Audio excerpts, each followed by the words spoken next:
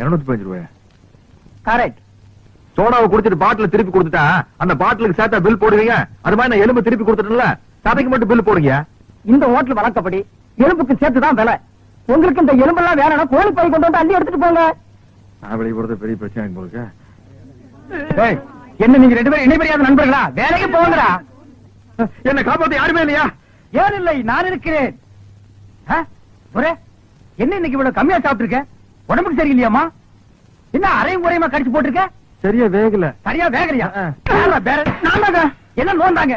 அரையும் குறையுமா கொடுத்து என் தலைவருக்கு வயிறு கட்டி போயிட்டா என்ன பண்றது? ஊருக்குள்ள யார் இவர்? பெரிய ரவுடி. ஊரே இவரை கண்டா கிடுக்கிடுன்னு ஆடுது. என்ன கண்டா கிடுக்கிட்டு ஆடுது. போடா, எடுத்துட்டு போய் மறுபடியும் வேக வச்சு சூப் போட்டு கொண்டு வரா. போடா.